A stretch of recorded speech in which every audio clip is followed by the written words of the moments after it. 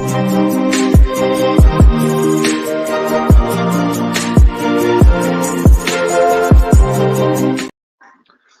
hello, hello, and welcome to another episode of TacoBytes, your daily bite of Degen, episode number 467? Yes, no, we are coming to you live from somewhere, nowhere, with the city in the background.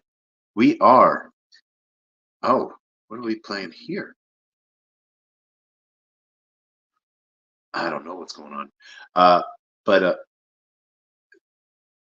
is that, oh, that's because, okay. We had the tweet open, so it was playing through the sound delayed. But for those joining us on video, we want to just do a quick shout out. Thank you to everyone joining us on LinkedIn, YouTube, Twitch, Telegram, Unlonely, Rumble, and Kick as well. We are just doing a quick bite tonight. It's been a long day. It's been a day of travel,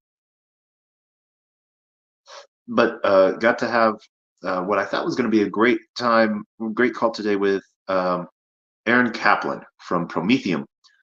Those people might remember him from Senate hearing committee, House of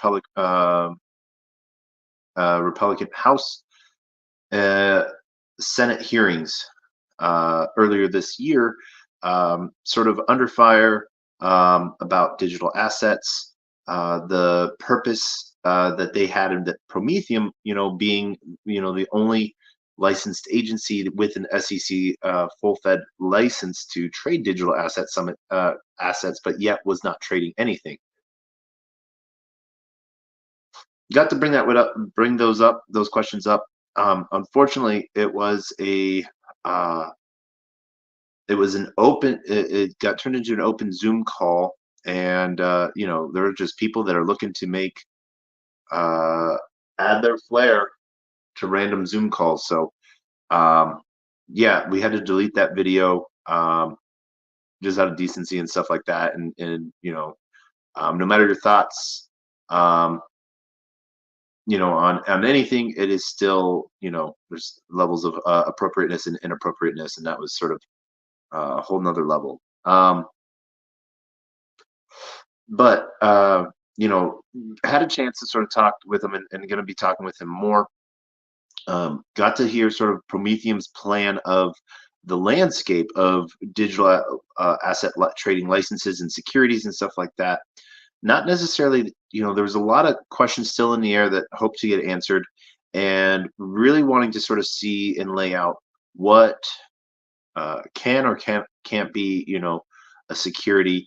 He doesn't think that NFTs are security. That was one clarity piece, other than fractionalized NFTs. So that was one aspect where there might be, some questions on whether or not it falls into the security category. And I want to tear that apart more with him and find out why he thinks that he is, he started his career as an attorney, and as a securities attorney. And this is the one thing, it's not hiding. They're not hiding. So it's the big bad wolf is coming from Wall Street, is coming to Web3, and people aren't ready for that. And they think everything should be open. We think everything should be open, but the banks and TradeFi or TradFi, traditional finance, doesn't believe that it should be. They should be able to move their money around however they want to. What blockchain brings to those solutions is that instant settlement side of things that allows money to move faster, real money to move faster. And so there is a long list of positives for that. On a consumer side, banks are fighting what their positives are for them.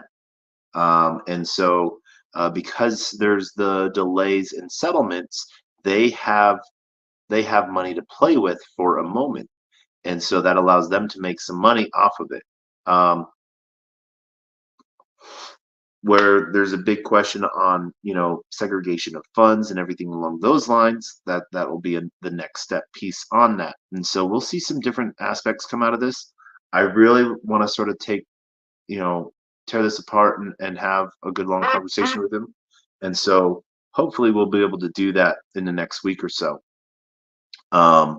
And some people might have a differing opinion on this, but let's what if they've been building out for 10 years. What's the harm in waiting another, you know 3 months to see what they launch and how they launch it? One of the things that I think, from what I pulled from our conversation, is that mostly Prometheum is aimed at already tokenizing assets that are stocks and everything like that that are already digital assets, that are already tradable and that are securities, and turning them into tokens and trading that. And so they want to be on the forefront of that. Now, people can be like, well, they just moon over to the SEC. Can you really hate on them for doing that? Now, where I have issue is that, it then says, that follows the throat of the thought of everyone else is doing it wrong and no one else has even tried.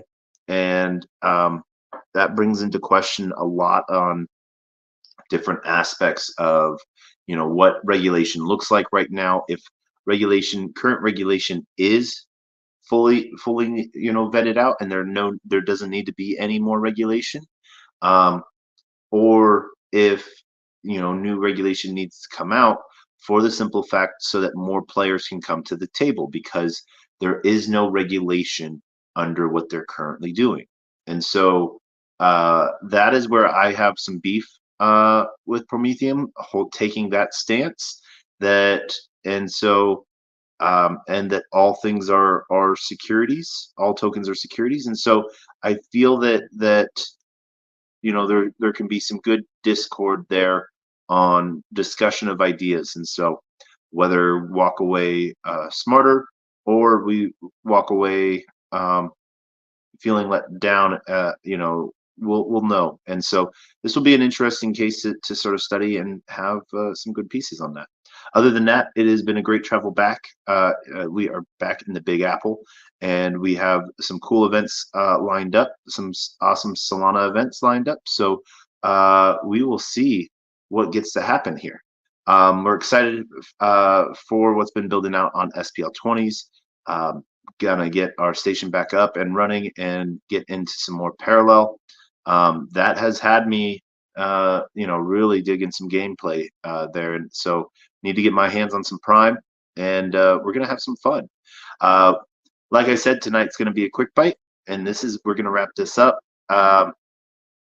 There's in other big news, Henry Kissinger passed away a few hours ago, and last I checked, there are already 3 tokens. 2 of them are scams. One is a copy of the Dr. Evil contract, and so it's a vetted contract, and so there's some good run-ups on that. So shitcoins do not sleep. And Grok has taken a huge swing up. So is QStar, which is really amazing to see, based off the AI piece. And so there's some cool stuff going on in the AI field with QStar. Some of the things that, with the reinforced learning piece to it, that it could, build, become deceptive because it's reinforced that that's a good thing. Who knows? We'll see. But there's some interesting overlays between blockchain and AI and distributed compute power that io.net is putting out. So if you have extra compute power, you can look at them and get on their wait list to rent out your compute power, because I think the current demand is 4 to 6 times higher than the current supply. And so some interesting ways to use your unused compute power to help render and other, large programs run computational engines that they need to render images and everything else like that. So there's just some really cool stuff building out there. As you can tell, it is getting very late for me, and my words are starting to blah blah. So we're gonna wrap this up, and as always, we end with two things: our words of wisdom. A closed mouth cannot be fed, and you cannot feed a closed mouth. Um, and for those that don't know, to me that means if no one knows you're, if no one knows you're looking, no one can ever. You can. Uh, oh my gosh, why am I having? A closed mouth cannot be fed, and you cannot feed a closed mouth. Meaning, if no one knows you're looking for opportunity, opportunity can never come a knocking. And if opportunity does come knocking and no one answers, it's going to keep on walking. And with that, we end with the greatest, worst knock knock joke on the face of the planet, and that is knock knock. Who's there?